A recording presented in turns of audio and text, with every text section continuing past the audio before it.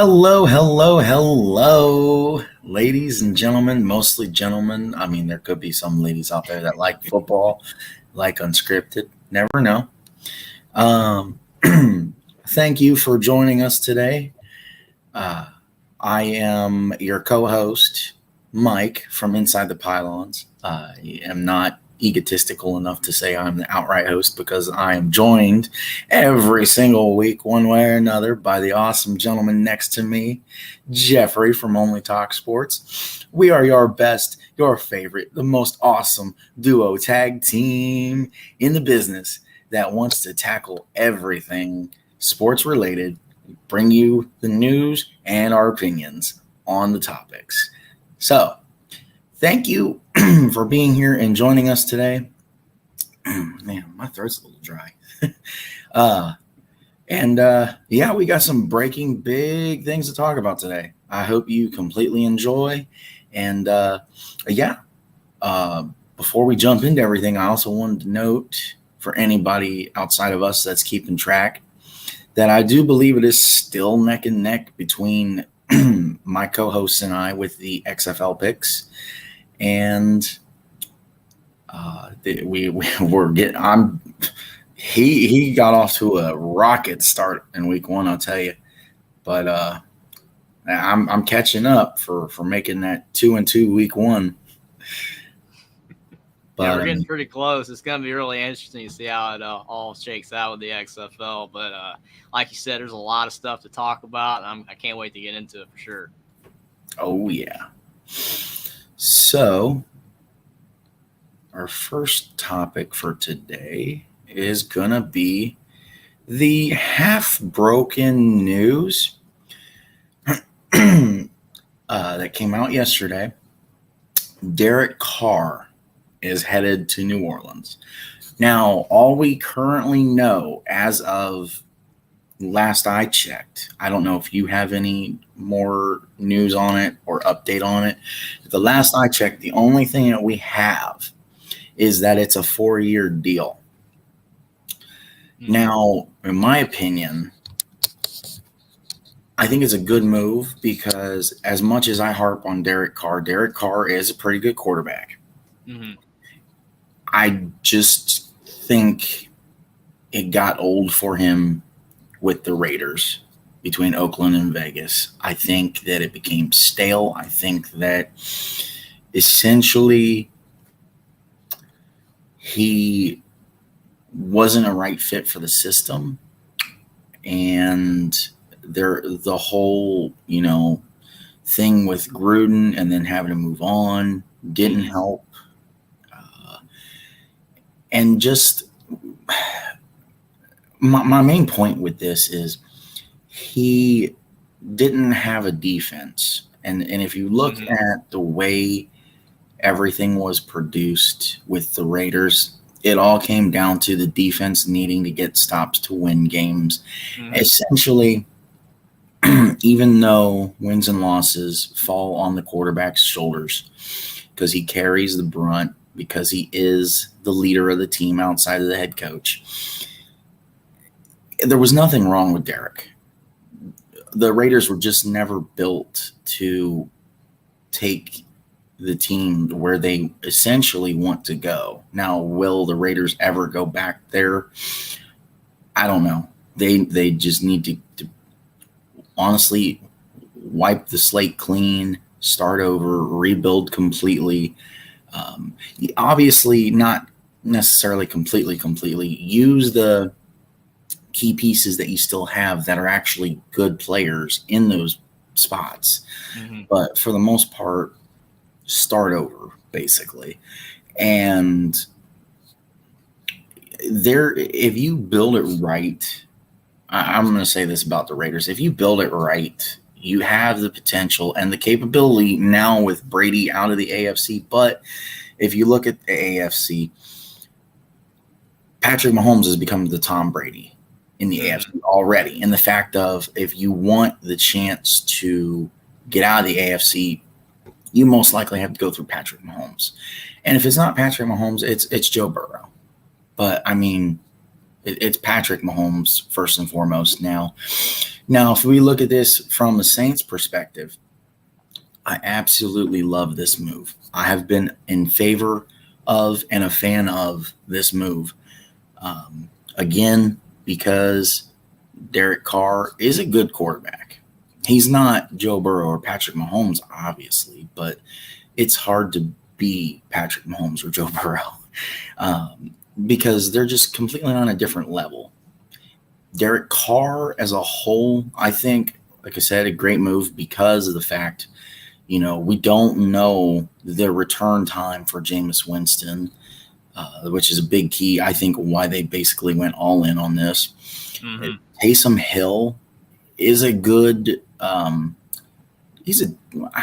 don't know. I'd say he's more of a decent quarterback, and that's me actually liking Taysom Hill.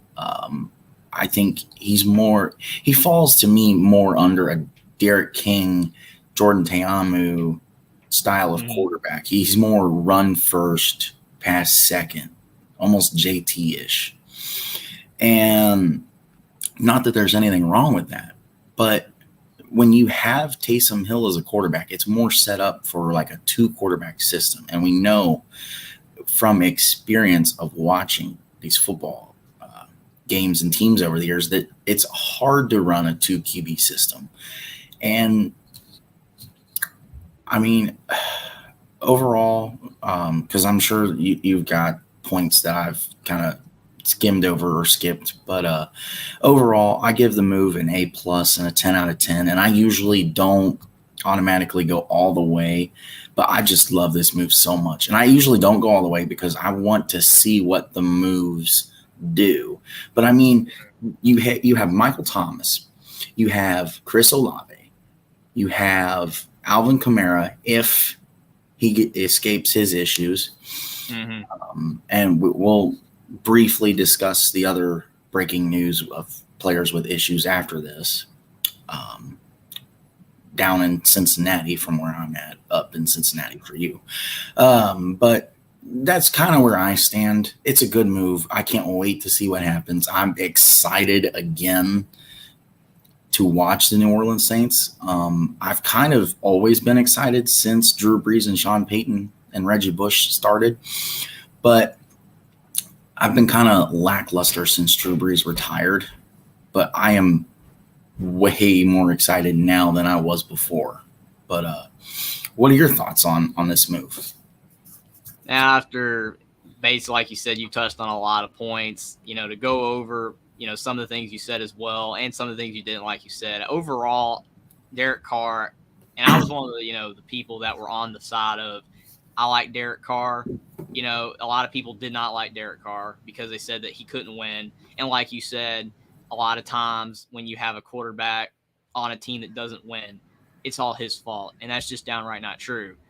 As you stated, and as I've stated in the past, it just isn't true. Because when you look at a team as a whole, all you have to do is look at the whole roster, and is it comparable to the best teams in the NFL? And when you look at the Raiders, that's not the case. It never has been under Derek Carr, and it never was going to be because they never had a defense. The defense was bad. And you're giving up 30-plus points every single game.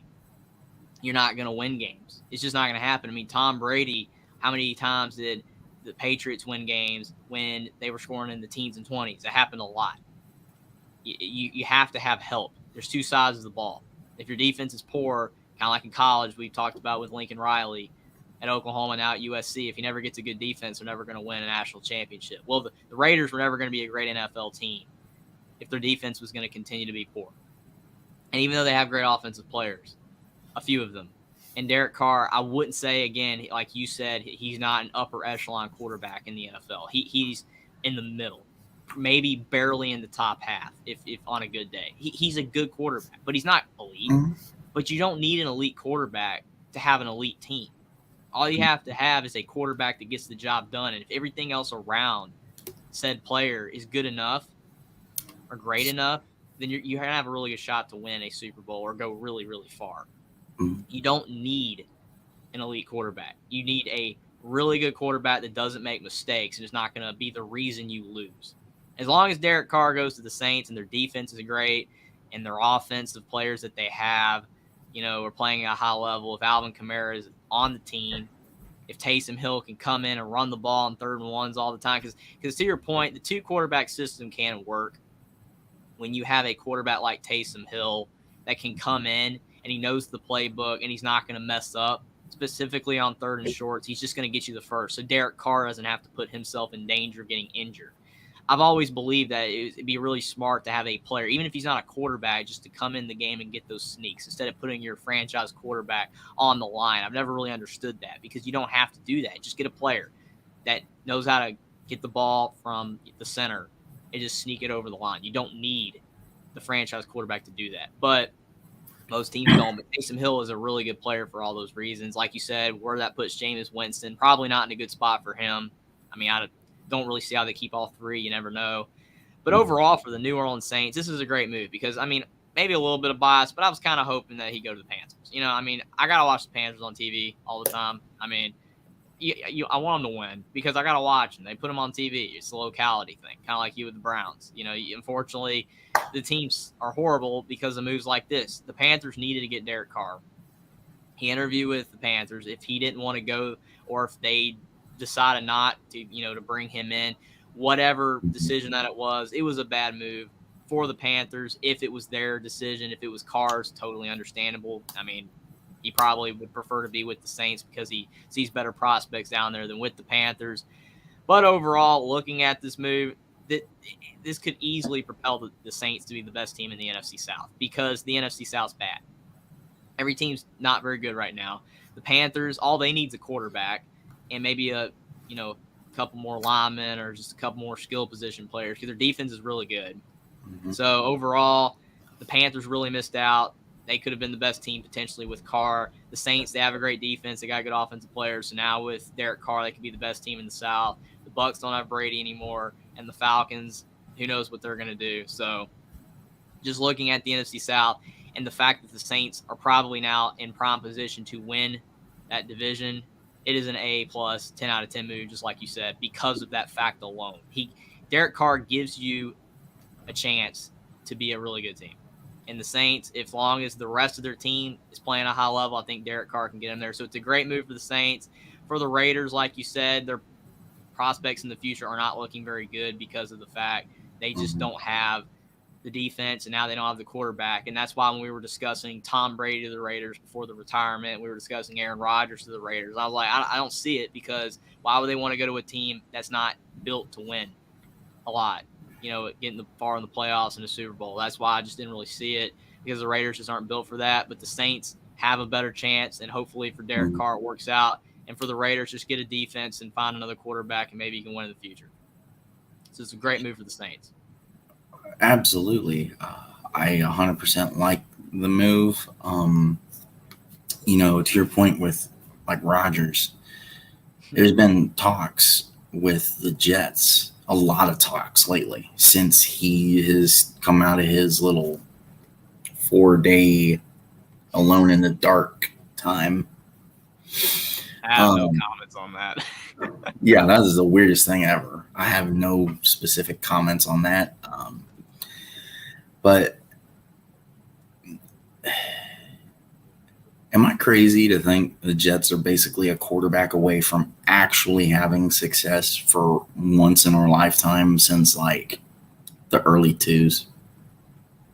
I mean, not that far away. I mean, the division's not as strong as it used to be. I mean, overall. I think as long as Brady was there, it wasn't really strong. It was just dominated by the Patriots. I mean, yeah, that's basically the point. Like, he's gone. So it's like the NFC South now that Brady's gone down there. It's just division's weak. The Jets could, make the playoffs with a relatively not strong record of like 10-7. They can make the playoffs. They almost made it this year, but they just collapsed down the stretch. Like you said, if they can just get a quarterback, maybe they could be pretty good. Well, I mean, because their defense is better with Sauce.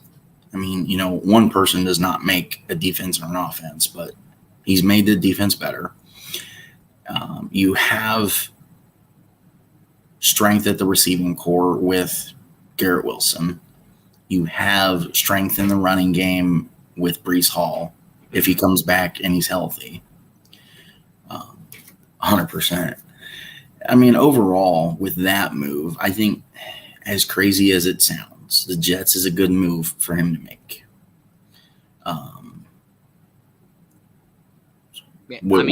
Aaron Rodgers to the Jets, I mean, it's better than the Raiders for sure. Because actually, like you said, even though it's crazy to say, the Jets aren't built that poorly. I mean, I do think their offensive line needs work, which, you know, for a quarterback like Aaron Rodgers, who's on the older side, isn't ideal because you want to be on a team that's going to be able to protect him, because one bad hit and his career's over for sure.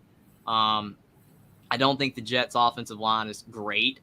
I mean, it's not the worst in the NFL, but it's not very good either, because you look at all the quarterbacks that they cycled through. I mean, Zach Wilson, he might be injury prone, but he also took a lot of hits. Mike White took hits. He was banged up. Joe Flacco came in there, and thankfully for him, didn't get destroyed. But the Jets' offensive line, it needs work for Rodgers, you know, to be a success at the Jets.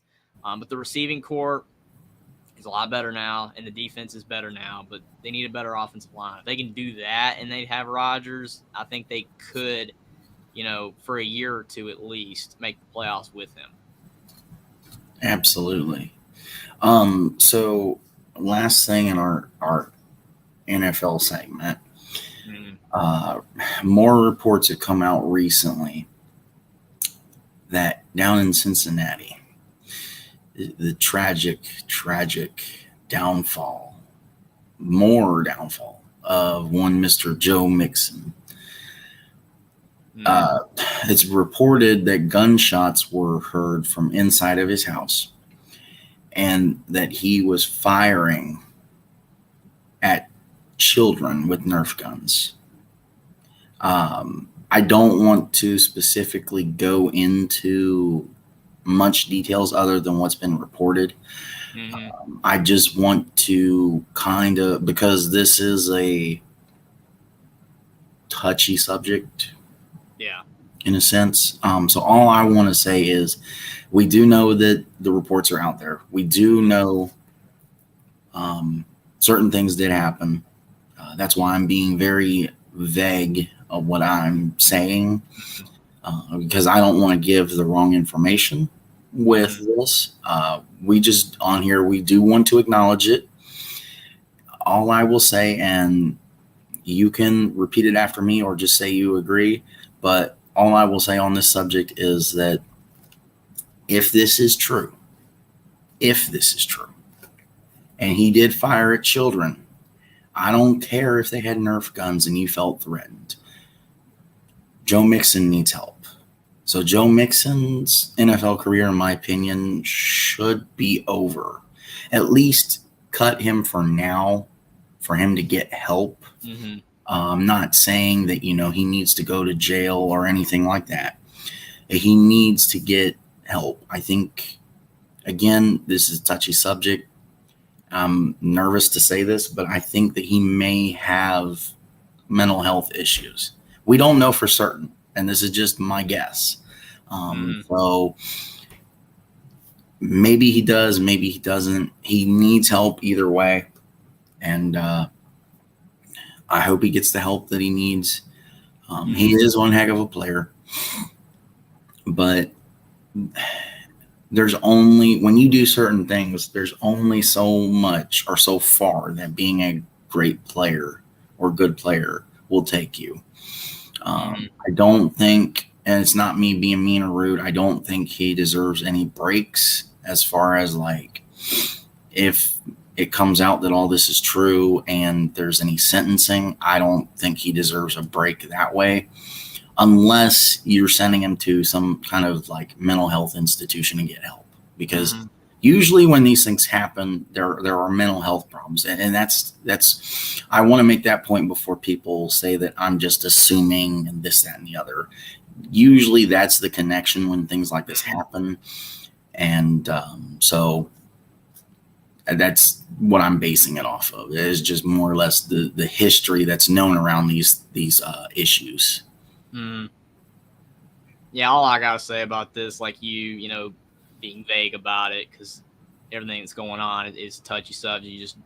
You don't know the full story sometimes. All I have to say about stuff like this, and I'm just saying in general, not just with this case, is that regardless of the fact that they're a player or not, like you said, sometimes when you're an athlete, it's only that can take you so far, and sometimes you got to do the right thing. If he's guilty, just like any other player that's guilty, they got to get punished, and whatever that punishment is in the law, you got to do it. I mean, you can't, like you said, cut him slack or whatever. If he did this, whatever, then he should be punished. If it comes out that he's, innocent or it's not as bad as it seems or whatever, then, that's why, to me, you wait to do any drastic measures. I mean, it's kind of like a lot of time we see people get fired or cut before, the full story. And then at the end of the day, that those players or coaches or whoever is involved are seriously scarred, with their image by what happened, and they really didn't do that much or at anything at all. And it happens a lot. So we just need to see what happens. And if he is guilty, then he needs to be punished for what he's done, whatever that punishment is, whatever's deserving of it. And if he's, not guilty, then he should be able to continue to play football, but we'll just have to wait and see what happens. Absolutely. And, I didn't mean to bring this on and make you uncomfortable or anything like that, or the viewers uncomfortable. But, we are a news show that covers sports, or a sports show that covers sports news. And considering he is a NFL running back, it is news. And that's kind of why I took the vague but trying to be careful, but also covering the topic while giving my opinion route. On another positive note, last thing, Calvin Ridley got reinstated too yesterday. After a year of his probation, which, I mean, again, great player, got punished, and hopefully he won't make any more mistakes in the future and he can continue to play football. Oh, and another positive note, I think positive, after the Guardians and the XFL cut Dormady, to your point, like you were saying, the league actually forced them to reinstate him pending investigation. So he is technically still on the roster. He's just listed under the basically like injured reserve list. So they did bring him back. And we do have a little bit more to discuss with the XFL outside of recap and that. So our next thing, speaking of XFL, we want to talk about week 3. So the first game this week was Saturday.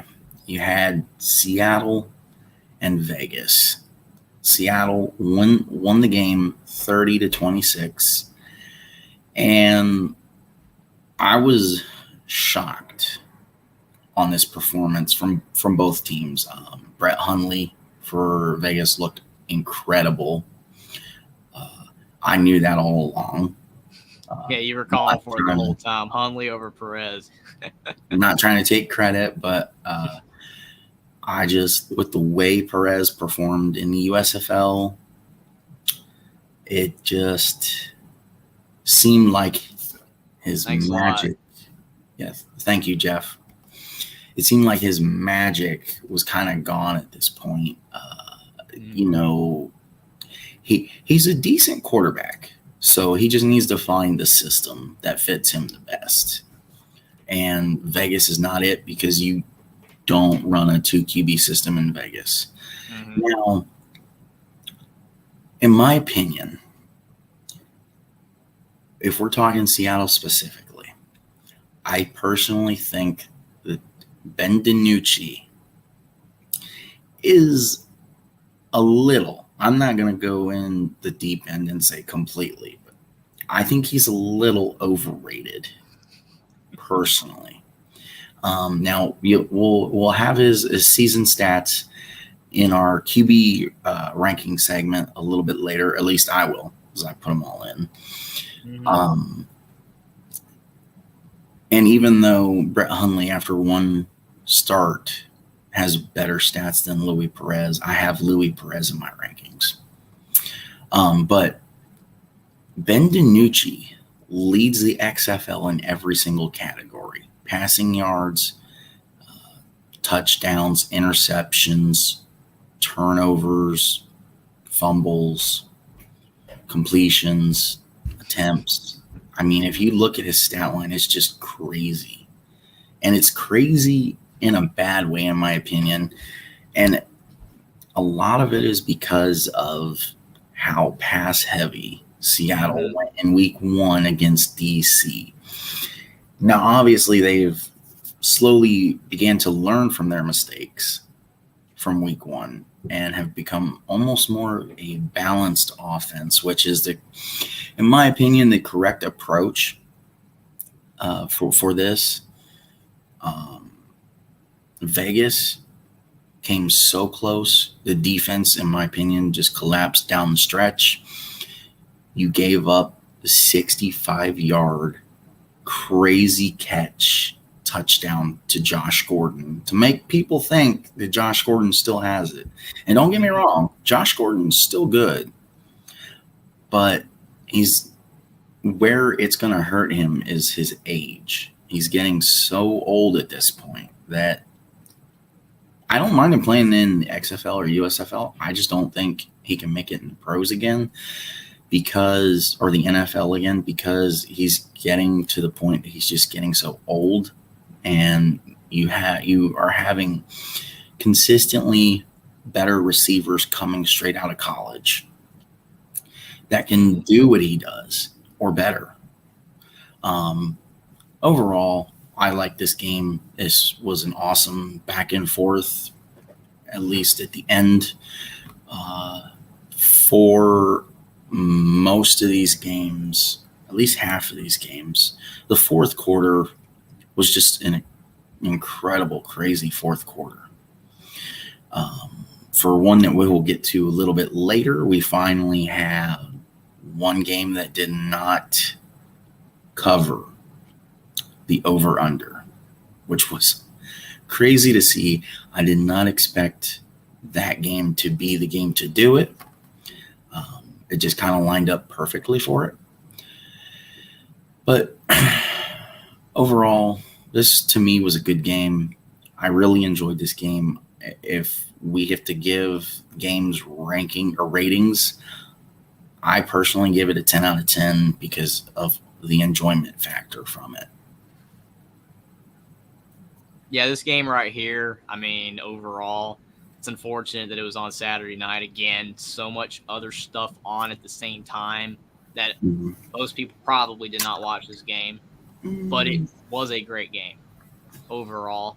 And to your point, Josh Gordon, he's 31. He's about to turn 32.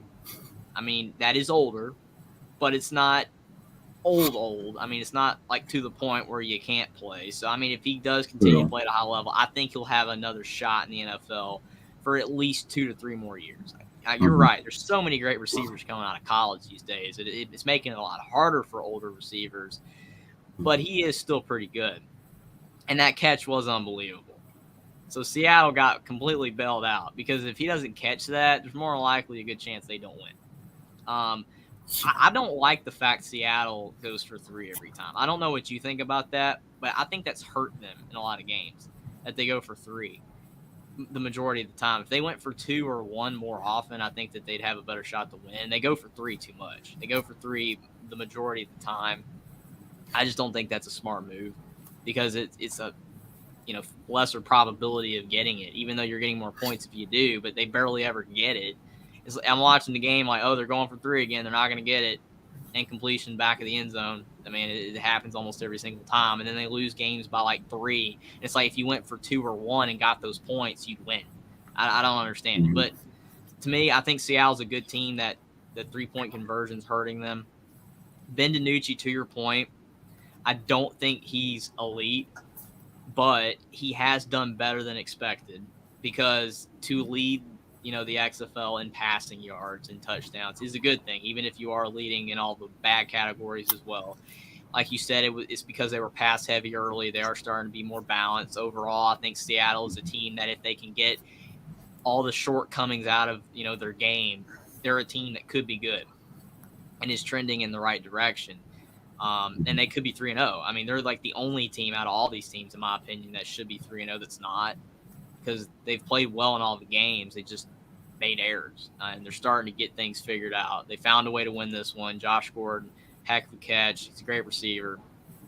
I think Vegas, I don't think they'd be 3-0 with Brett Hundley, but I do think they'd have a better shot because obviously they lost this game with him. But I don't think they'd won the other two games with him. They wouldn't be 2-1, but I think that they'd have a better shot to at least have won a game because Brett Hundley does things that Luis Perez cannot. And I wish there was a way that they could incorporate the 2-quarterback system with these two, because the New Jersey Generals did that last year with DeAndre Johnson and Luis Perez, and it worked. It was awesome. I mean, it'd be really cool like if you had Derek King or Jordan Ta'amu with Luis Perez. I think that could work because for some reason, Luis Perez, when he did not have as much pressure on him to always have to pass every single down, he was better because it's like if it was 3rd and 2, they brought in the running quarterback. Mm-hmm. He did not have all the pressure on him to win the games. He had help. I'm not saying he can't win on his own, but New Jersey proved with the 2-quarterback system that Luis Perez was much more comfortable, and he succeeded a lot more with that. But looking at this game, I feel it was one of the best games of the XFL week. I think it was a great game.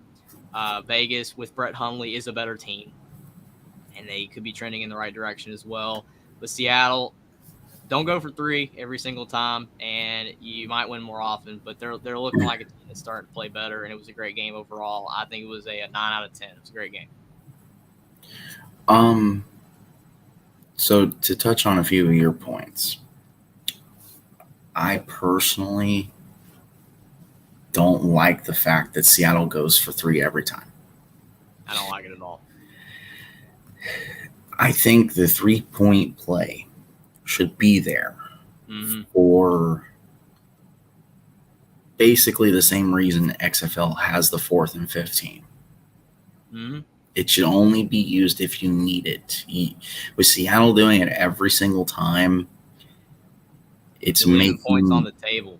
You're leaving points on the table, and it's making it obvious of what you're going to do. Why? Because every time Seattle goes for the 3-point play, it's always a pass play, and it's always in the back of the end zone. If you want to change it up, either run the ball in one of those like sweeping, get them around the edge, wide receiver comes across, weird handoff plays, or if you want to make it a pass play, try dumping it off to a running back in the flats, like around the 5-yard line. Mm-hmm. See if you can just beat everybody to get in. Or run a bunch of curls or up and down routes. Or not up and down, comeback routes. To where, you run so far into the end zone, when you come back, you're like right on the edge, right on the other side of the goal line. Change it up. Stop going for 3 and throwing it in the back of the end zone. You don't have to do that every time. Yeah, I agree. Obviously, Ben DiNucci has magic like Ryan Fitzpatrick, as we saw in week 1 with the weirdest shovel pass touchdown I've ever seen.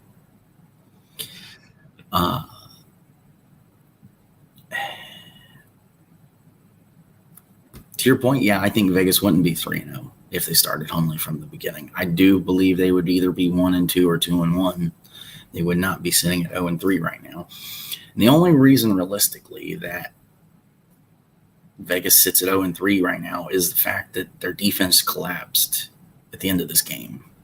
I just think Seattle was on the field way too much, and Vegas just got exhausted, hands on the hips, as people like to say, and Seattle just did whatever they wanted with them and wore them down completely. The last thing I want to mention for this game, attendance for this game was at 6,037. Viewership was 528,000. watch this game, and that's crazy and incredible considering it was on FX Saturday night. You know, you're going against soccer, you're going against baseball, you know, spring training. You're going against NASCAR, I believe. I know the Sunday games did. For it being on FX and everything you were going against with this game, those numbers to me are amazing. At least the viewership numbers. The attendance is about where we expect it to be. It would be nice to see it go up to about 7,000, honestly. But if Vegas continues to play the way they've been playing, I don't see Vegas's attendance numbers going up. Yeah, I agree with that. I'm actually surprised the numbers that high. I mean, I didn't check the numbers, but I mean, that's pretty good. You know, I mean, the numbers for a game like that are not bad. I just figured it'd be lower because you had a lot of other really good games on at the same time. But what do I know? I'm not the TV guy. I was one of those 580-some thousand or however many people it was. I was watching this game. So one more point, we're going to get to it when we talk about the team. But, you know, talking about these two teams that they should have better records than they do. A team that should have a worse record than they do is Arlington. And we're going to get to Arlington. They could be 0-3. Because they won the first game against Vegas off of the two pick sixes by Luis Perez, and then you had Arlington barely beat Orlando. We're going to get to that game, so they could be 0-3. Absolutely.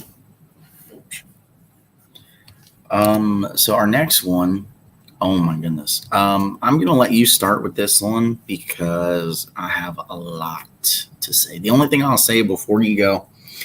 The attendance for this game was 16,201, which is incredible because Audi Field is a 20,000 seat stadium. So that's amazing. A lot of that is because of the fact that both teams were undefeated. And now this BS, I'm going to cleanly say that, BS that I'm hearing about the dome in St. Louis won't sell out like it's been selling lately because the team just stinks now. They lost a game. Realistically, they shouldn't have lost.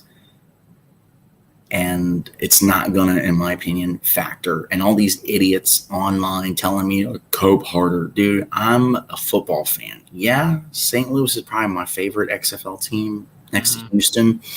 But I am a football fan. So don't come at me telling me how to cope because I don't care. I'm angry with the decisions that were made.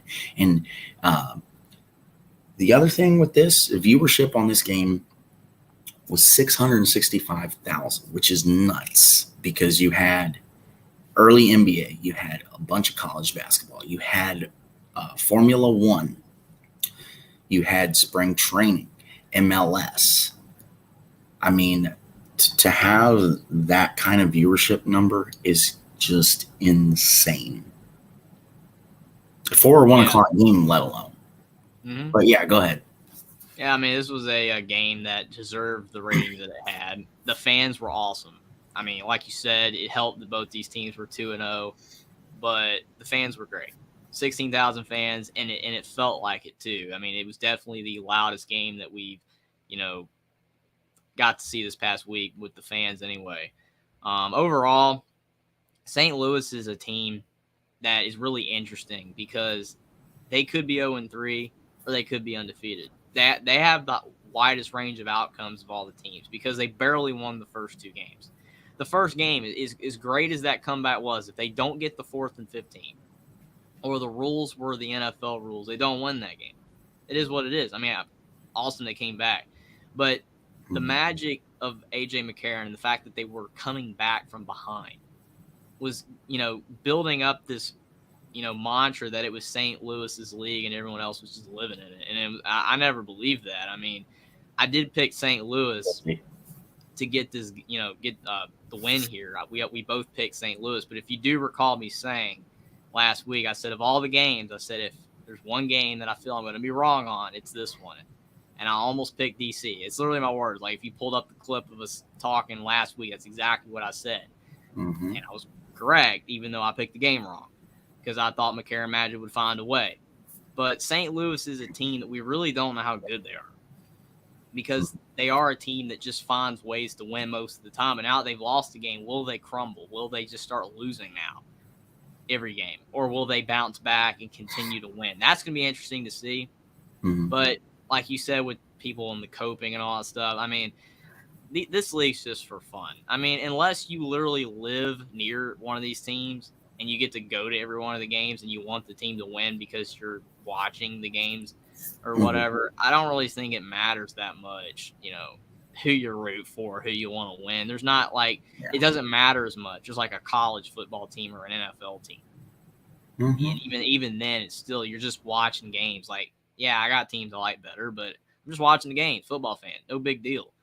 But I mean, this was a great game. I mean, St. Louis, they tried to come back yet again. They could not get it done. AJ McCarron was upset after the game about some calls, but unfortunately, that's just the way football and basketball are. Sports in general, there's going to be bad calls that go your way. Whether you don't get a call that you should have or the other team got a call that they shouldn't have or whatever. It happens all the time. You just, unfortunately, got to deal with it and play better if you want to win. It's just the way it is. St. Louis fell short. DC's 3-0. I do think DC's a good team, but they're just going to have to keep finding a way to, work out the Jordan Ta'amu and Derek King rotation that like they have been, because it's working right now. But if the other teams in the XFL can figure it out, then DC is definitely beatable. But it was a great game. I give it a 9.5 out of 10, somewhere in there with all the fans. It was an awesome game. Like you said, the ratings were good. And both teams were playing fairly high-level football, so it was a good game to watch. Yeah. What did you think about the incident? You talking about where AJ McCarron got hit? Yeah, the 4th and 15 try that they failed on. Mm-hmm. I mean, like I said, AJ McCarron was upset about getting hit after the play. And, I mean, again, it could have been called. Like I said.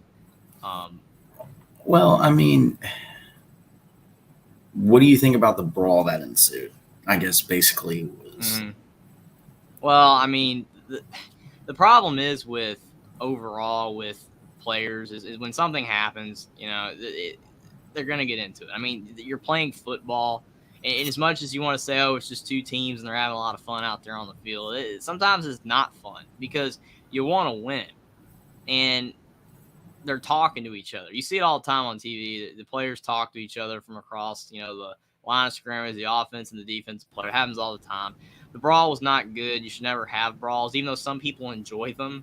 They just like watching players go at it. I mean, if that's the kind of enjoyment that you have, I mean, everybody to each his own. I mean, personally, they should not be in the game of football. If you want to watch brawls, it's what wrestling's for, or boxing or whatever. I mean, you should not have it on a football field, but you're going to have this happen. It happens in Major League Baseball. It happens in basketball. It happens in football.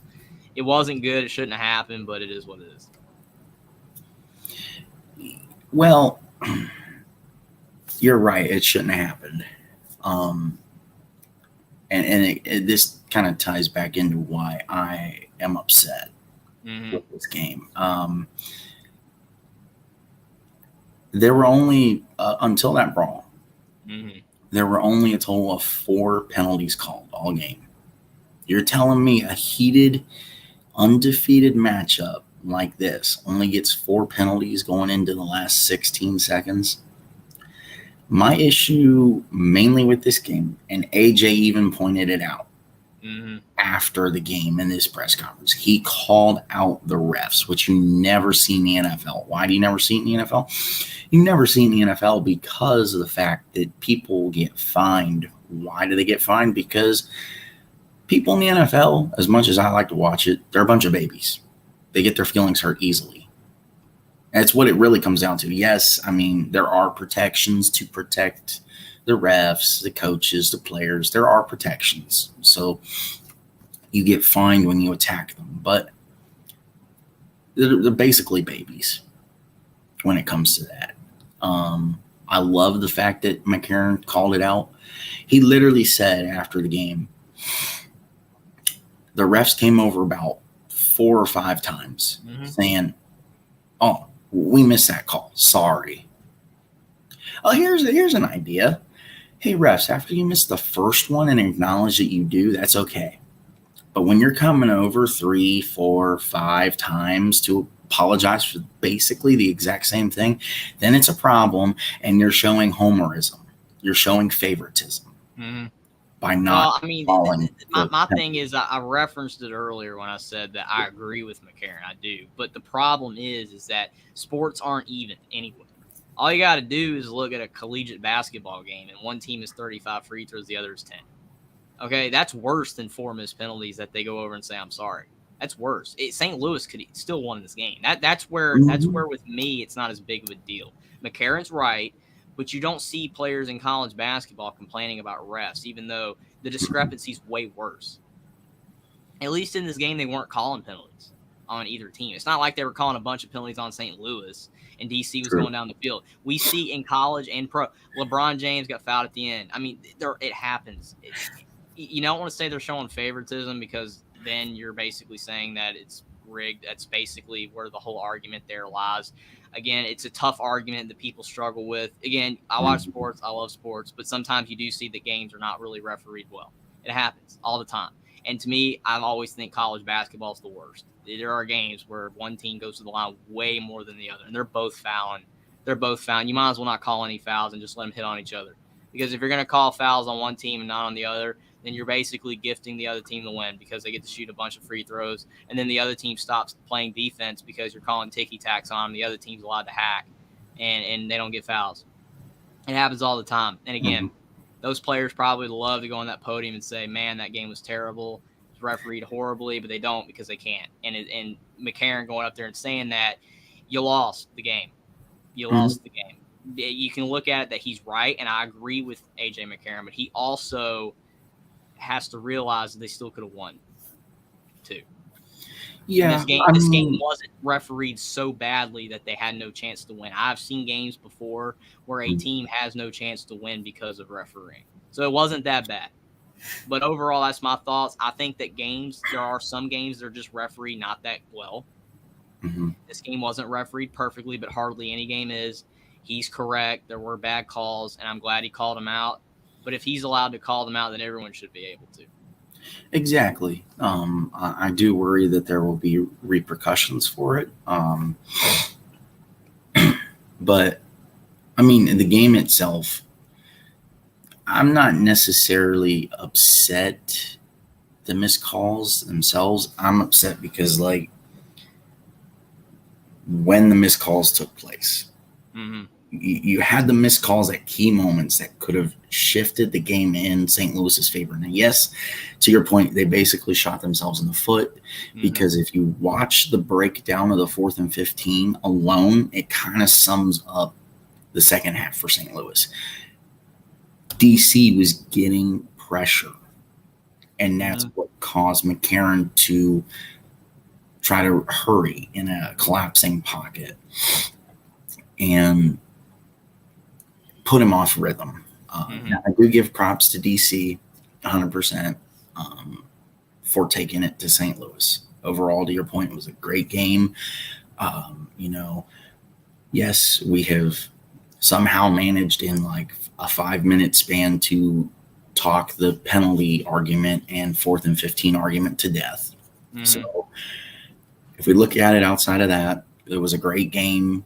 There were key moments that were basically a downfall for St. Louis and kind of shifted to a degree of, okay, St. Louis could make this a game, but I don't think they're going to win. I give this game a 10 out of 10, even though it had its problems. For me, I kind of felt like St. Louis had a chance up until the point that I felt dejected. I felt dejected when it became 34-20. Because when it became 34-20, there was about 3 minutes left, I think, in the game. And even though we've seen McCarron magic, I kind of realized, okay, at least maybe for this week, McCarron magic, I think, is done. It's not going to happen. And then we get graces like DC fumbling on their 1 yard line. If DC doesn't fumble, they probably win the game convincingly. And we're having a different discussion. Why would we be having a different discussion? Because they win by like 2 touchdowns. Mm-hmm. And realistically, St. Louis, in the long run, needs to fix their defense. They have defensive problems because, yes, Te'amu and King are run-first QBs, but they were making Te'amu look like freaking Tom Brady, just sitting in the pocket, shredding them with pass yards and a couple of touchdown passes. I believe a couple. We just saw something out of Te'amu that we don't usually see, and that's kind of why people are shifting the blame to the defense. McCarron, in my eyes, played good enough. I don't think he deserves the blame for the loss. Yes, he gets the blame because, again, he's the quarterback. The quarterback gets most of the blame, which I don't agree with. I know you don't. But overall, I mean, like I said, great game. I was on the edge of my seat, screaming at the TV half the time. But, you know, I like St. Louis, so of course I am. Basically, the point I'm making, to reiterate really quick again, and then we can move on to the next game if you're ready to move on, is that people are going to look at, again, McCarron's comments, and some people are going to agree with him, and some people are going to say he's making excuses. Mm-hmm. And that's because everyone's going to look at something differently. It all depends on who you root for sometimes, and when you're watching a game. Like I said, when you watch a basketball game and a team shoots more free throws than the other team, there's going to be people upset about it. It's just the way it is. And fans say, well, we would have won if this. We would have won if they hadn't called that. It's just the way it is. But the refs, not the refs. I mean, they're calling the calls. But the coaches and players, they don't say anything because they can't most of the time. They don't allow them to. I mean, with McCarron, again, I'm glad that, he pointed out the discrepancies in the game. But also St. Louis did not play their best, and they lost. But still, overall, if you're looking at this from, a realistic perspective, you're never going to have everybody who agree with the refs. And they're going to make bad calls, and there's going to be games that seem tilted. It's just the way it is. That's why people say it all over online. It happens all the time. Mm-hmm. It's just the world we live in. We love sports. Sports are awesome, but they still have their flaws.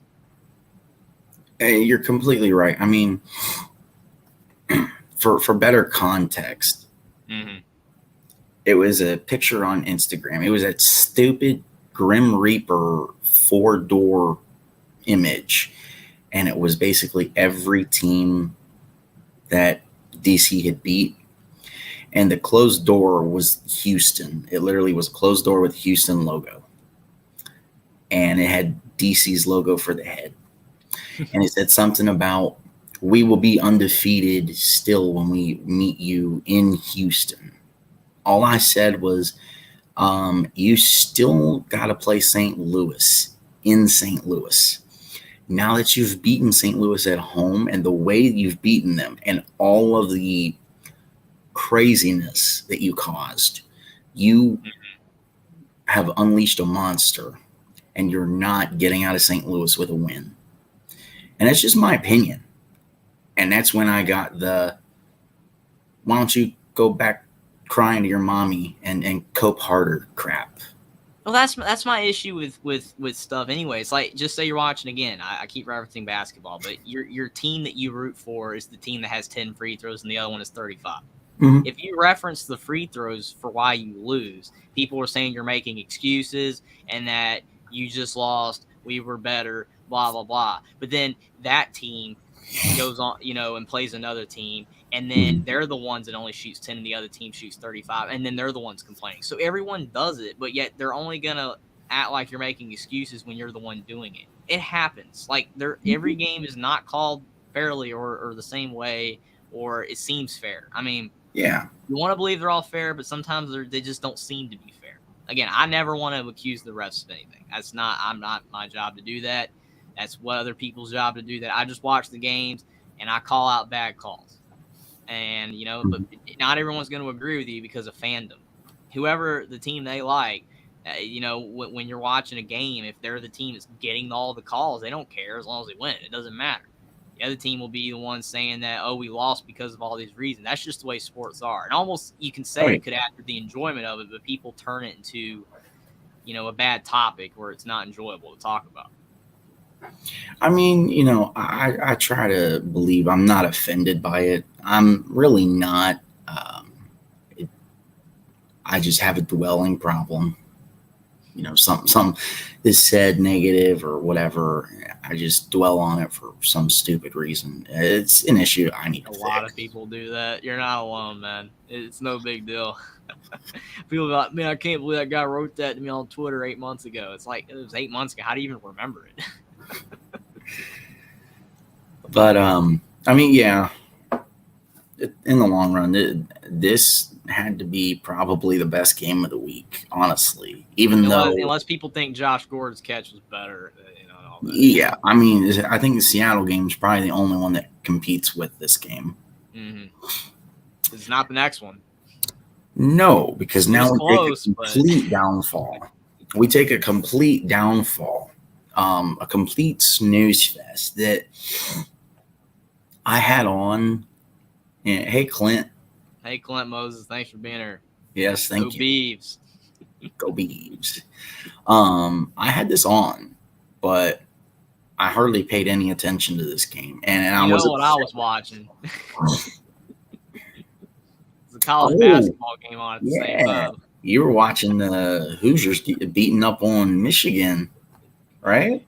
Yeah, I was. And then I flipped over to this game before it was over, and I'm like, ugh. Thank you. You know what's funny? You know what's funny about that?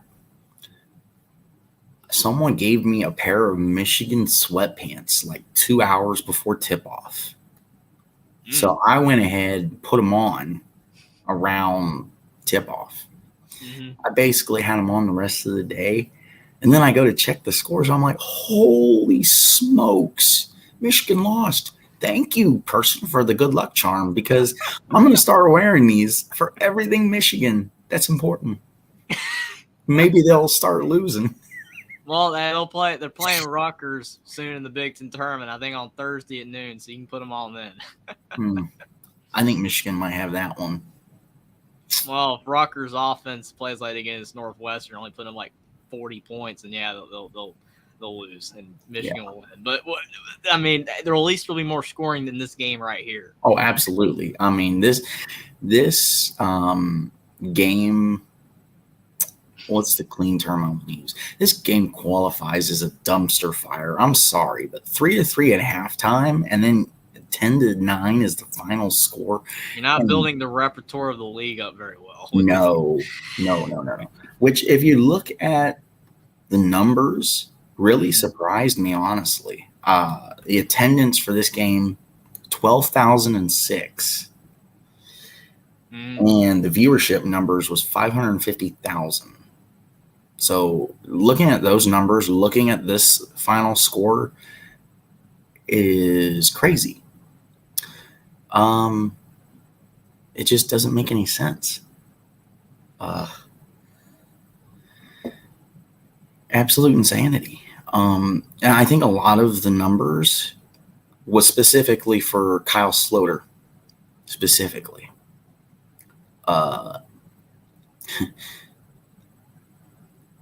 He did decent. I liked what he did. It was all right. Performance was okay. Definitely expected more out of Paxton Lynch. I think everyone's still waiting for more from Paxton Lynch. He's not just waiting for it. He's not the guy. It's time to move on, Orlando.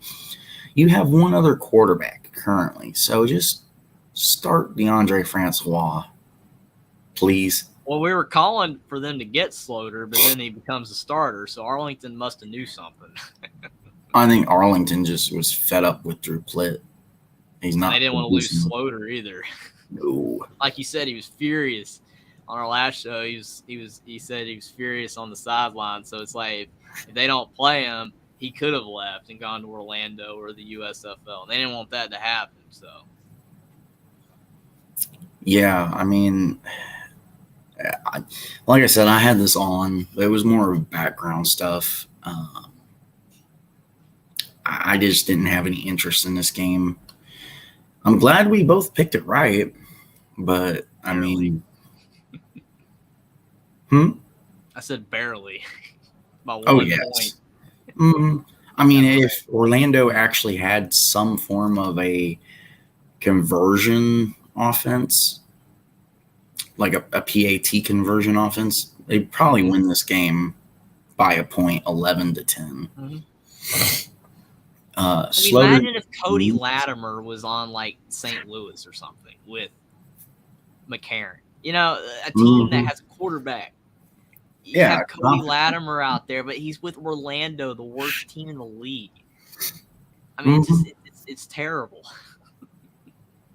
Oh man, I completely feel bad for Cody Latimer and Andrew Jamel.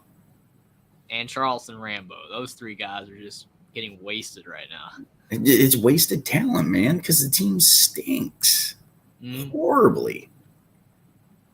I think overall, just looking at this game, I mean, I didn't barely watch any of this game, unfortunately, so I don't actually really know what happened, just to be completely honest. But this game, you like you see, look at the numbers, wasn't terrible. Kyle Sloter, the key with Sloter is he didn't make a mistake. And that's the key. Because when you look at a lot of quarterbacks, they might put up numbers, but then they have a fumble or a couple picks. You'd rather have a quarterback that don't turn it over than a quarterback that's turning it over a lot. So Sloter, he didn't make mistakes. Now, Arlington's defense, I mean, you know, both teams, I guess their defense was good unless it was just incompetent offense. I mean, still, like I said, the numbers were decent, but no scoring. They couldn't score when it mattered the most. But, I mean, like I said earlier, I kind of referenced it earlier, but Arlington's a team that could be 0-3. Because if Louis Perez does not throw the 2 pick sixes in week 1, Arlington does not win that game. Because Drew Plitt, like you said, did not do anything to win that game. Then they lost in week 2. And then this game. You win by 1 against the worst team in the league. By 1. On your own field. So if you're judging by all of that, Arlington is the worst 2-1 team in this league. They're of all the teams that have a winning record, they're by far the worst. And I'm not saying that they are. Maybe they'll end up with Sloter start to improve. Because the defense isn't bad, and their offense could get better. And they could be a better team down the stretch of the season. But so far, they have been a team that is not deserving of that 2-1 record. They just have not done anything. And they've got bailed out by Louis Perez's 2 pick sixes and Orlando's incompetency. That's why they're 2-1.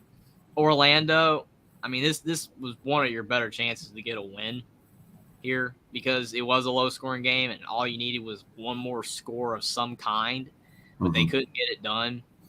But if Orlando's going to win anything, which it's not looking that good, but if they're going to win anything this year in the XFL, at least one game, because last year in the USFL, every team did win a game. Even the Pittsburgh Maulers and Michigan Panthers, who were both awful, won a game. They both won at least one game.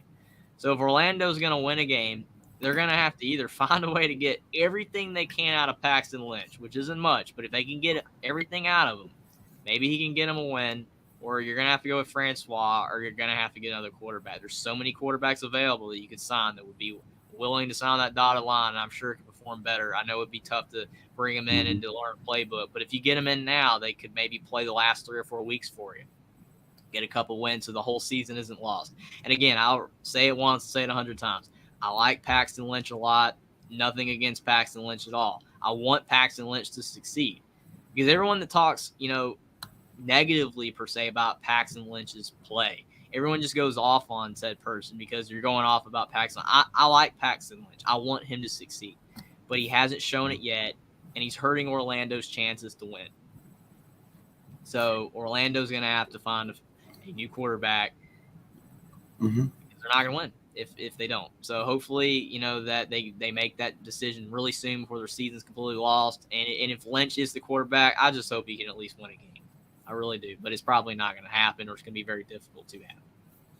Absolutely. I mean, at this point, you need to do what Arlington did and give your other guy a chance to start from the beginning.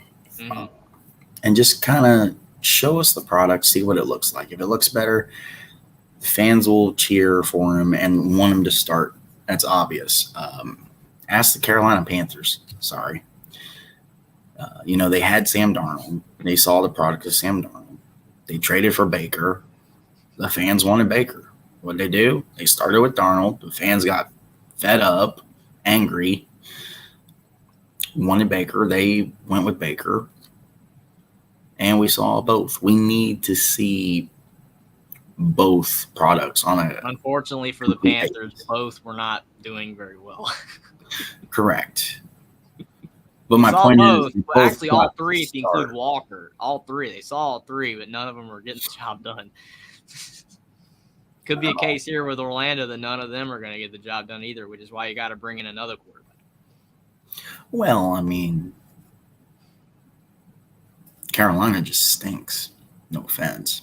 Well, they do, but still, they got good receivers. They've got pretty good running backs. Their offensive line is getting better, and their defense is pretty solid, but the quarterback play has been bad.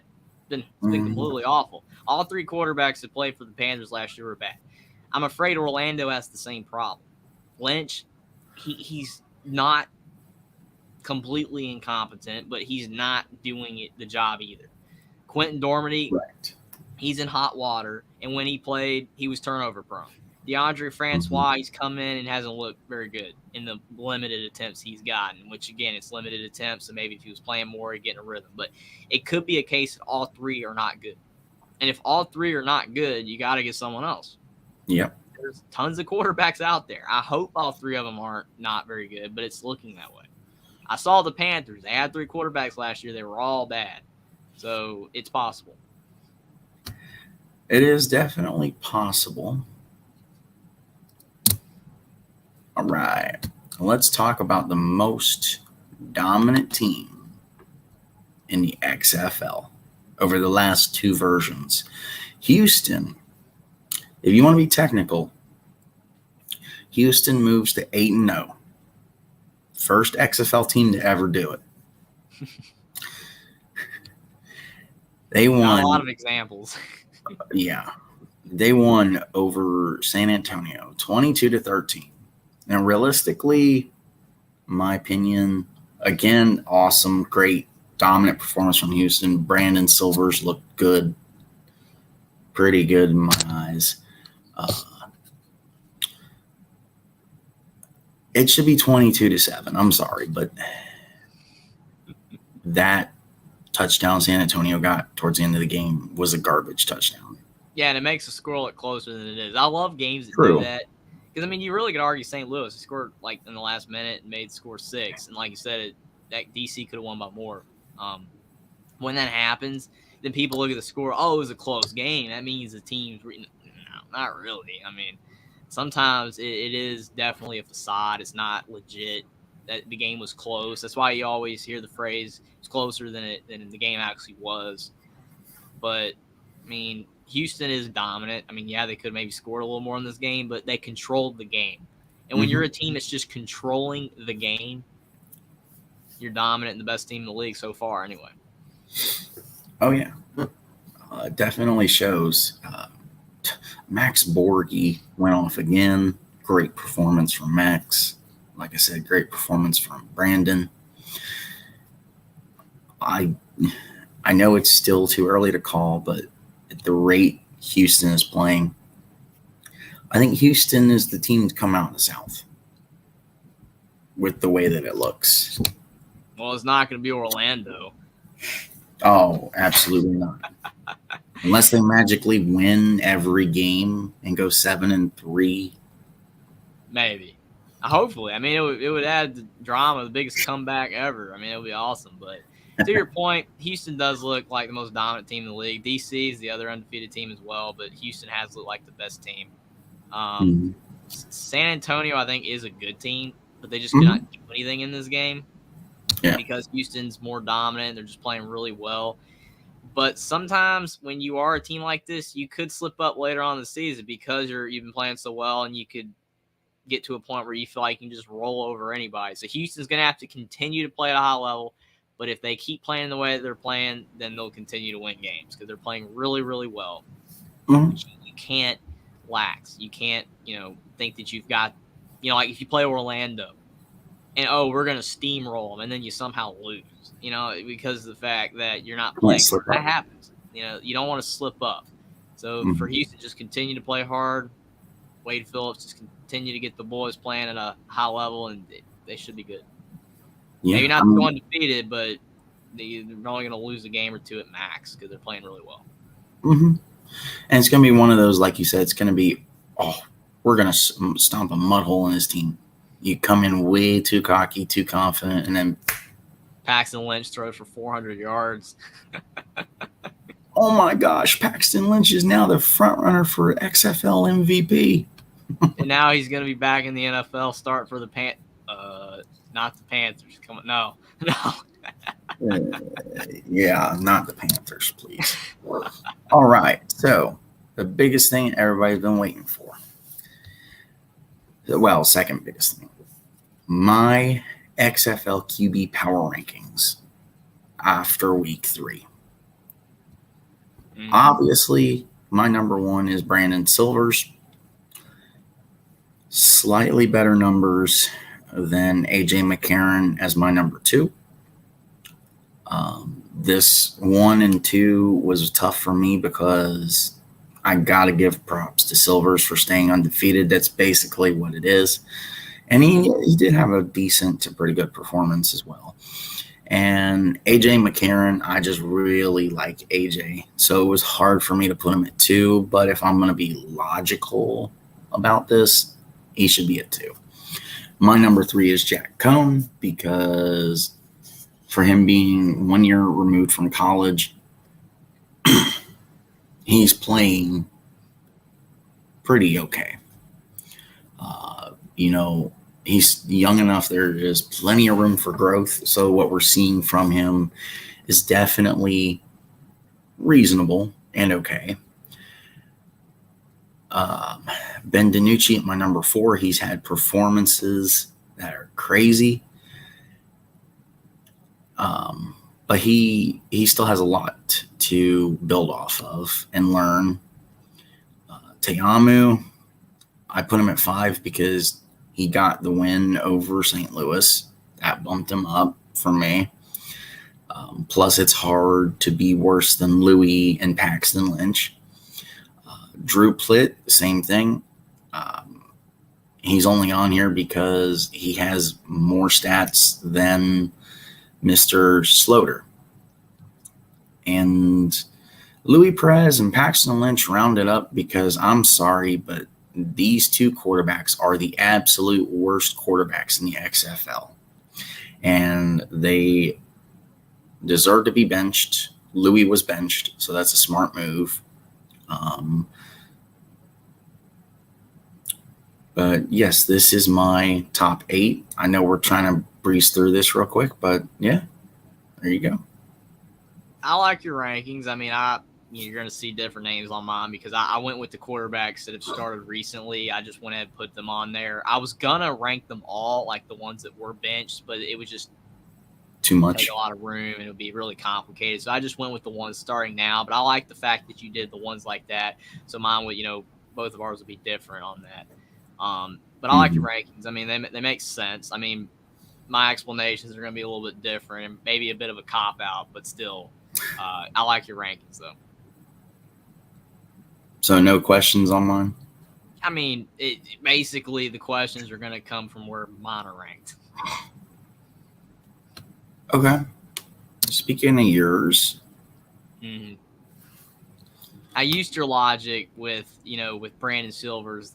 You had him over AJ McCarron because he was undefeated, and that's why he's number 1. Mm-hmm. I mean, he's playing at a high level.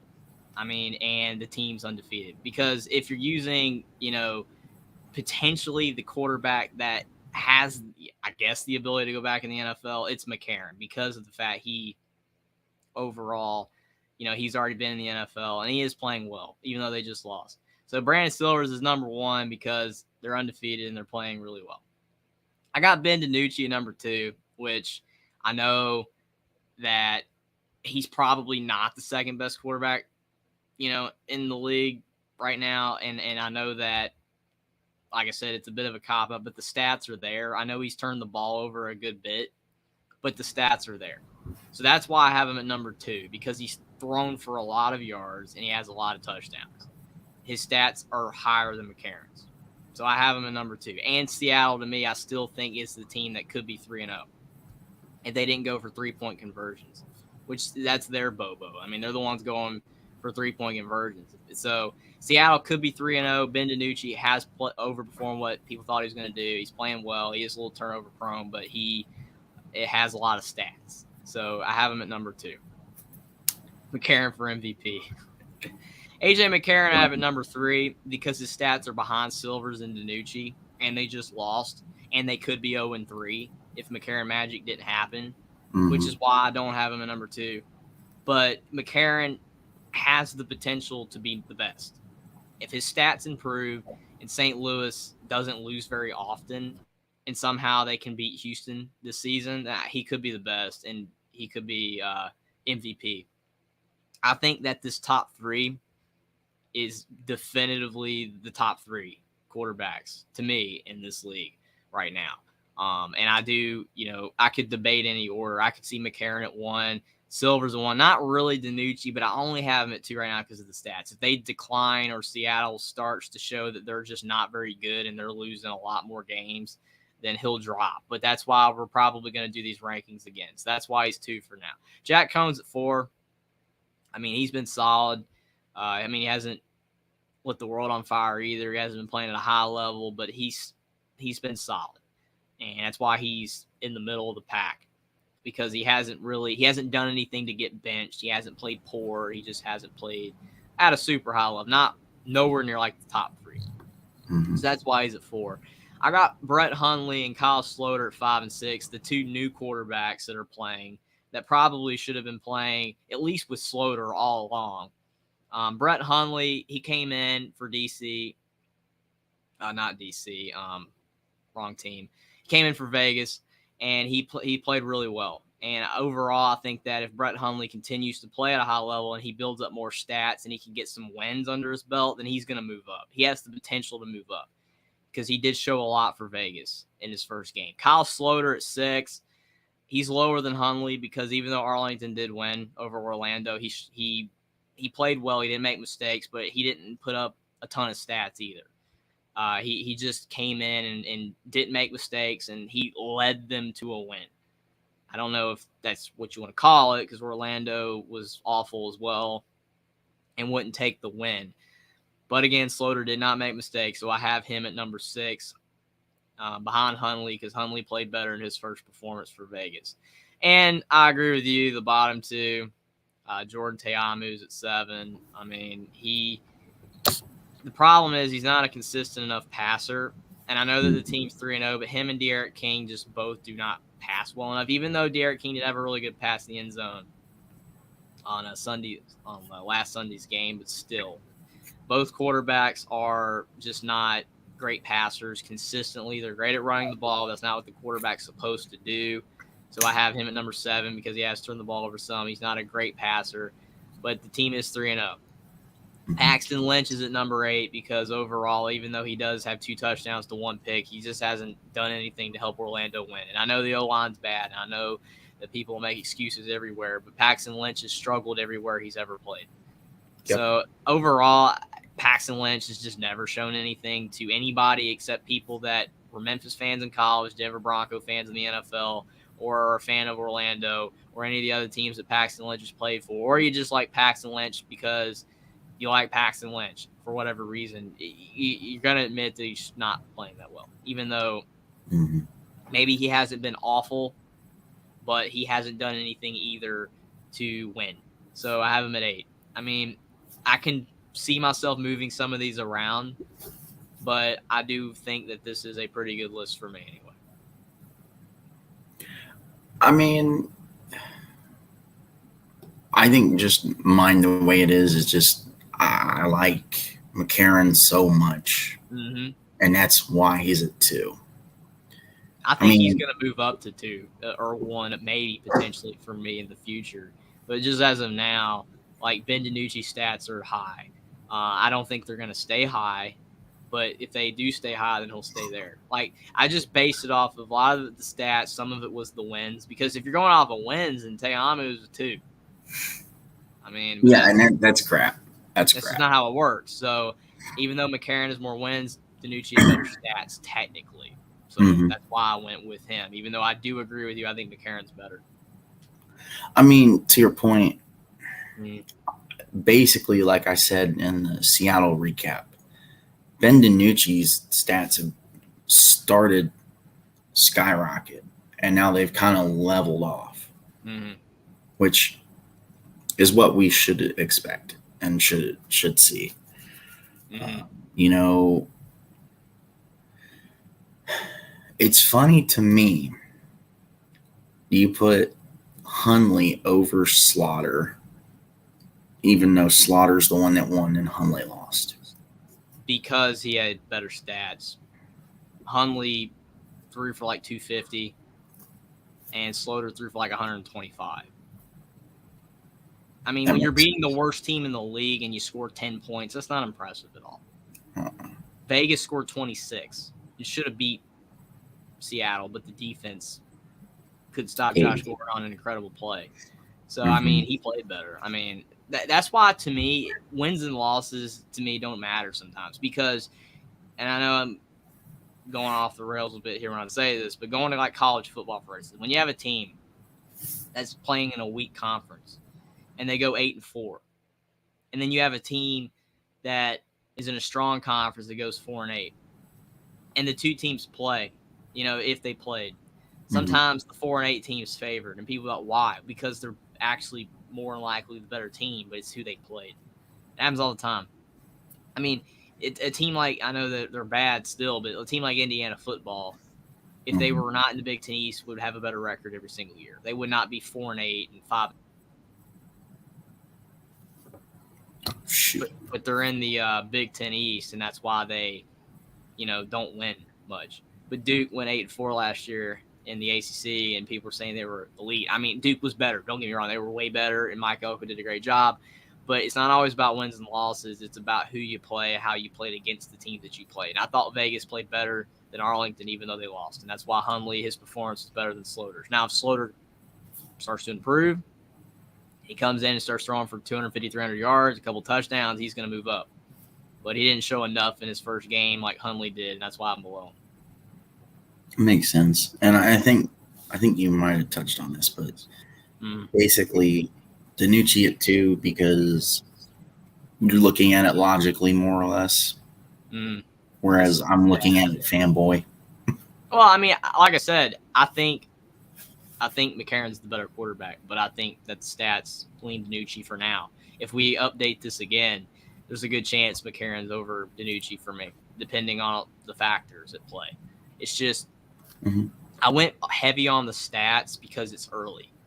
We don't have enough, like, with the records and, like, how they just look. It's more you're basing off of the stats. It's just kind of the way it is. And the win slightly. I'm glad you mentioned if. We will do this again at some point. But for those of you watching, please go into the comment section, not the chat, the comment section of whoever you're watching this on. We're doing a poll, more or less. If they comment on yours, let me know because I'm trying to keep track of the numbers. We want to know, I guess specifically me because I'm the topic idea guy, unless he comes up with something. We want to know what position you want us to rank next.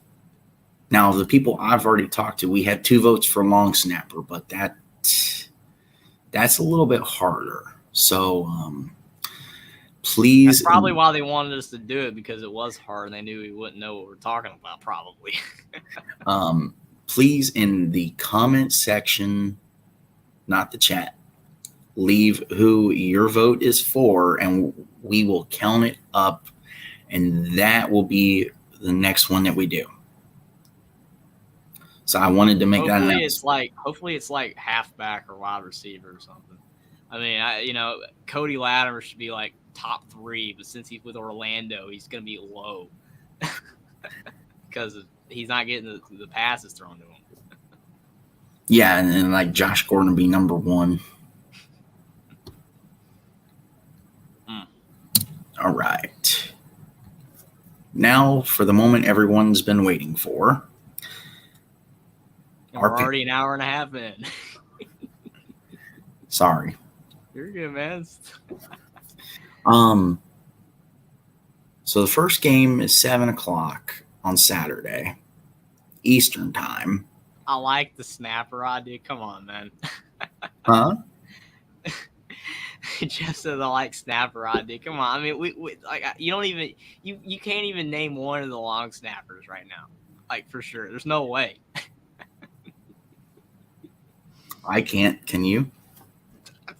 I mean, if he played for a team I know in college, maybe if I was scrolling, he played for Indiana or Carolina or Alabama or something. But like, I don't know. I mean, I can look up the list right now. What's the long snappers? But I mean, they don't register stats. Oh, this one guy, his snap was a little bit high for the kicker one time or the punter. We got to rank him lower because the snap was a little off one. Like, how do you even rank that? Yeah, it's like in the Discord that we're in. There's a message promoting a fight between me and someone else in a hardcore cage match to the death about covering this. It's like laughing out loud. That's why it's a great idea. Yeah, people love it. But so 7:00 on Saturday is our first game. You got Houston and Orlando. Hide the children. Yes, hide the children for this one. It's not going to be pretty. As long as Houston can keep up the same pace that they have been, I think it's worse than the first time. And the first time was 33-12. Mm-hmm. Because Orlando just hasn't really seemed like they've improved off of the 12 points in week 1. I'm taking Houston by a big margin in this one. I'm going to go Houston 40-6. Yeah, like we said earlier, and that's a big if, Houston somehow comes into this game relaxed, thinking they're just going to steamroll Orlando, then there's a shot. That's why the games are played. You never know. Or Orlando could go with DeAndre Francois somehow, and he just plays great. Or Paxton Lynch somehow plays great. But unless that happens, and if the game goes how it should, then Houston's got this one easily. Because Orlando, the way they've played has been bad, and Houston's played great. That's why they're 3-0, 0-3. So the only way Orlando wins is they play the game of their life, or Houston plays an awful game thinking they're easily going to win. But more than likely, that's not going to happen, but you never know. But I'm going to go with Houston to beat Orlando 27-10. Should be an easy win for Houston if they play well. Okay, next game, I forgot, yeah, so we won't pick the same, yeah. Next game here, we got San Antonio and Seattle Sea Dragons. Cool name, I still love the Seattle Sea Dragons. It's awesome, but you got this game right here. I mean, San Antonio and Seattle are both 1-2, but I think they're both solid teams. I mean, Ben DiNucci, Josh Gordon's a great connection. The defense for Seattle, and sometimes Ben DiNucci is a little bit turnover prone, so that's limiting their ceiling, and the 3-point conversion situation, which is just downright ridiculous. Cannot go for 3 every single time. San Antonio, they just played Houston and lost, so that was a tough loss. They didn't play that well in that game. And I think Jack Cohn has played well. They've just looked like a middle-of-the-pack team. They look like a middle-of-the-pack team. Like, Seattle has the potential to be better than middle, whereas, to me, San Antonio just seems like the 4th or 5th best team. But we'll have to see. Things could change as the season goes along. But as long as Seattle gets the Josh Gordon connection with Ben DiNucci, and they maybe convert one of these 3-point conversions finally, or finally decide that they shouldn't do it and don't go for 3, it's at home. I think Seattle's going to win 25-22 over San Antonio. It's going to be close, and I flip-flopped a lot on this one, but I think Seattle's going to get it done. Man, come on.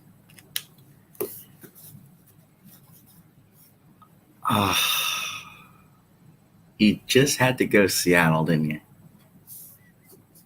Okay, so that means you picked Seattle.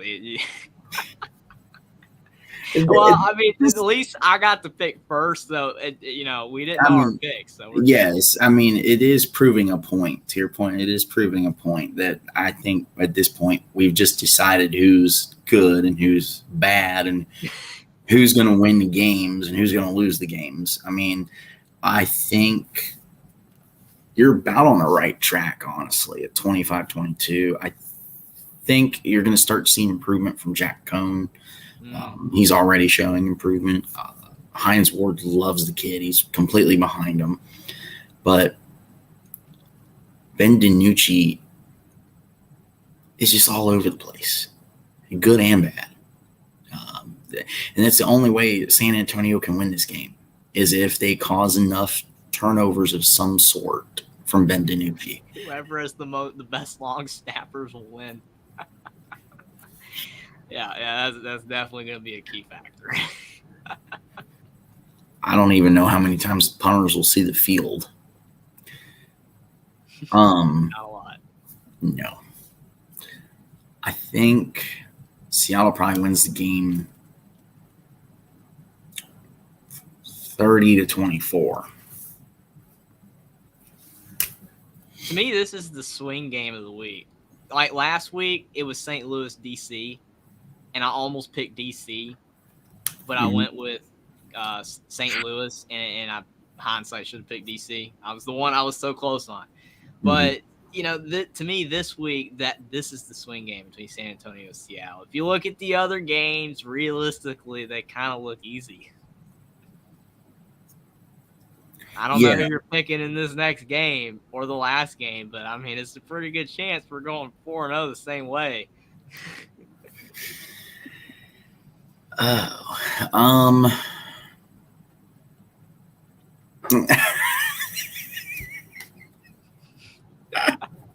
Maybe Orlando's punter should be the quarterback. It's worth a try, honestly. It's worth a try. Well, I mean, sometimes punters can surprise you. You throw a really good pass on a fourth down. You never know. But no one in Orlando, they just don't have anybody on the team that can pass, more likely. Yeah. So, all right. Our next game is the start of the Sunday games. By the way, the Seattle game is at like 10 o'clock Eastern time. Ratings will be tough. Yeah. On the East Coast. Kidding. Like the Pac-12 games, when you get them like 10:30, on ESPN at night, college football season, I mean, the ratings are tough because people don't, usually stay up till 1:30 a.m. on the East Coast unless you're someone that's young enough to be able to do that and still function the next day, or you're just insane and don't care. Yeah, I mean, I'm going to have to find the game replay somewhere and watch after. So for the next one, the first game on Sunday is going to be at 4 o'clock Eastern time on ESPN2. You've got Arlington traveling all the way to St. Louis, which, by the way, there's technically no home field advantage in the XFL because everybody flies out of and back to Arlington. Everyone's located in Arlington. They don't actually stay in their cities. They only fly out to the hosting cities from Arlington, and then they fly back. Because that's where the hub is. Okay. So it's kind of I like that they went ahead and went to their cities, but if you're having a centralized hub XFL, just do what the USFL did in year one, even though not many people liked it. Who cares? You've got to look at it from the long term, which I don't know if you saw one of The Rock's recent tweets. He's basically saying we're in this for the long term, more or less. You got to build confidence in the league by saying it's going to last, because it's hard for people to invest in something that's going to go away, in less than a year or at it 1 year. So I think Kyle Slaughter is going to show improvement from last week. But St. Louis better be out for blood. This is going to be the turning point on St. Louis this season. This is make or break. And it's crazy to say it already, but this is make or break. Because if you lose this game, you're basically saying DC broke you and you're falling apart. Then I have no confidence. Or they were never really that good to begin with, and they got lucky in the first 2 games. Either or. Yeah. And then it makes me feel like maybe even though I do like St. Louis, maybe I shouldn't pick them the rest of the year. So I'm going to take a chance here. I'm going to say St. Louis wins off the backs of being angry as crap from that DC game that even though they didn't deserve to, they probably should have won in the long run. I'm going to go St. Louis 24, Arlington 22. Yeah, this game, I mean, like you said, it is make or break for St. Louis because if they don't win this game, then it's going to kind of show that maybe they're not very good and that they're starting to trail downward. But Arlington, to me, is just not impressive. I mean, they're a team that should be 0-3, like I've said several times. And now that you do have Sloter, he gives you the potential that you're not going to make many errors. So maybe if he plays a turnover-free game like last week, and he improves on his passing numbers instead of throwing over 125 yards, throws for 210 yards or something like that with a couple TDs, and they get something out of the run game. If they can play good defense like they did against Orlando, maybe, which, I mean, everyone usually plays good defense against Orlando, but if they play well on defense, then I think that there's a shot they could win. If it's like a game in the teens, if they win like a 19-17 game, they can win. But I feel like now that they're technically have the home field advantage for St. Louis, even though, like you just said, I don't really do, but, I mean, you're going to have your fans there that want you to win. Yeah. St. Louis, you know, I think McCarron Magic, even though McCarron Magic is not really, I guess, a thing anymore because of the fact that he did not win the last game, I think it will return. He will find a way to win this game, but it's not going to be by a lot. It's going to be a close game. Like you said, a make or break game. I'm going to take St. Louis 22-17 over Arlington. 22-17? 22-17. Okay. And I guess we're on to our last game that I'm picking first to show that we're not, picking the same on purpose or whatever. This game right here, you've got Brett Hundley now, so it's basically a Kyle Sloter thing again. You got a new quarterback. He showed promise against Seattle. They almost won. I think that Brett Hundley, I mean, if he can throw for 250, 300 yards, a couple touchdowns, play at a high level, they can maybe catch DC sleeping a little bit because of the fact DC's 3-0, we're riding high. Maybe we're now, like Houston, and we're the best team easily, the second best team in this league, and we're going to cruise by Vegas. They could catch DC napping a little bit, and if they do, I think they can win. But if DC plays like they did last week against St. Louis, they should win. I still think Vegas has more of a way to go to be a really good team. I think that they are getting better now with Hundley. But I'm going to take DC to beat Vegas 27-15.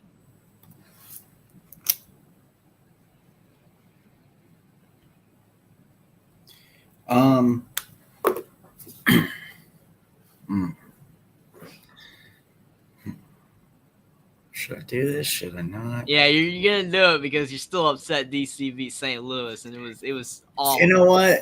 Calls went bad and everything. I'm about to break the internet. I'm going to do it. Because Hundley looks promising. To your point, yeah, he played better than Sloter. They win this game, and you're going to be tired with me now, man. And just say something like San Antonio beat Seattle. Man, I messed up. I should have picked DC over St. Louis. Then I'd be okay. Yeah, I'm going to do it. I'm going to break the internet. St. Louis. Vegas is going to win this game. Hundley looks promising. He just needs time to mesh into the offense. His guys need to get open. They did play on the Vegas field last week. So that field looks like crap. And that's almost like its own factor, honestly. And it could essentially prevent Vegas from winning at home unless you get into a tight battle with Orlando. If you play Orlando at home. I think Vegas can do it because DC is undefeated. They're starting to get cocky. Winning's going to their head, obviously, because it's the freaking brawl at the end of the game. Starting to get cocky. Oh my gosh, we just beat an undefeated team. We just beat St. Louis. They have supposedly the best quarterback in the league. We just knocked his teeth down his throat, so to speak. I think Vegas can do it. And if Vegas does it, it's going to be a close one. I'm going to go with Vegas 20-17. Man, this puts a lot more pressure on this game now. Man, it's going to be really interesting to see what happens. I mean, we picked the same again, except this. And I almost went with San Antonio. That was the one game I was a little iffy on there. I almost went with San Antonio, so it would have been different there. But if you do get that game right with Vegas, we will be tied. If I do get DC right, then I'll have a 2-game lead again. So this is, for the standings, this is a big deal here. I should have picked DC over St. Louis last week. Man, that was tough. That was so tough. I should have done it. Then I'd have a 2-game lead now, but it's like, man, it don't matter. I love it. It's so fun doing this, though. It's so fun because you don't know what's going to happen. And now you've got stakes here with this game. I mean, and to your point, depending on how St. Louis does this week, we could see what could determine our pick next week when St. Louis plays DC again, but in St. Louis. If the crowd's ruckus and St. Louis cruises to a victory, I think St. Louis could be unstoppable at home, and that could almost, unless it's Houston at home, but I think if they play Houston, I think it's in Houston. Unless it's Houston at home, I think they could basically beat anybody they play at home. So this game this week for St. Louis is key, not only because there's a lot of stakes. You could essentially, if you lose, possibly lose your 2 spot in the East or the North. And if you do, then I think Seattle's in prime position for the 2. And for those that believe in the script, I mean, come on now. You really think they're going to leave the one and only A.J. McCarron out the XFL playoffs? Come on. But I mean, who knows? I mean, we still got this week's games haven't been played. We still got 7 weeks to go. Everything's looking really good. Products Except getting Orlando better. and Vegas' field outside of those 2 things. Yes. I mean, outside of those 2, products getting better. Everyone basically has an idea of who they want as their starters and where they're playing at. The only thing we never hear about is the most interesting thing people want to hear about. Are we going to are there fights on the plane on the way back to Arlington?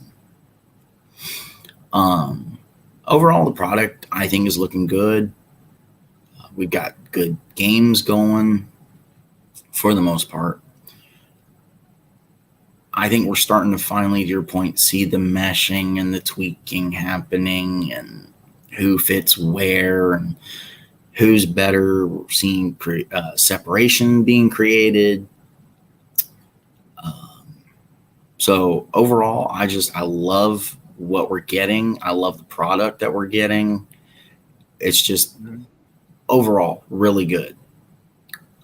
Good for players, good for the teams, organizations, ratings, attendance. It's all good. So with that being said, we here at Unscripted appreciate you coming on to watch us. And feel free to leave your comments about anything in the comment section. You guys are awesome. We love you. We appreciate you. We really appreciate our guys that are constantly here every week in the chat, chatting it up with us. You guys are special. You guys, not that kind of special, but you're special. You're awesome. Jeff, it was awesome for you to come in. You're such a trip. You're awesome.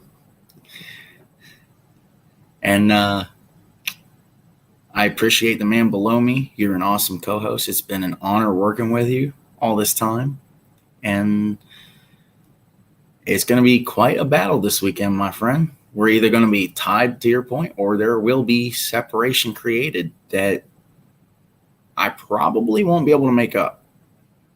It's going to be a lot of fun. I enjoy working with you too, man. It's awesome doing this unscripted with you and talking football. It's nothing better than talking about some football or any sport in general, and having other people to talk about with, including the chat. It's just awesome to do, and I have a lot of fun doing it.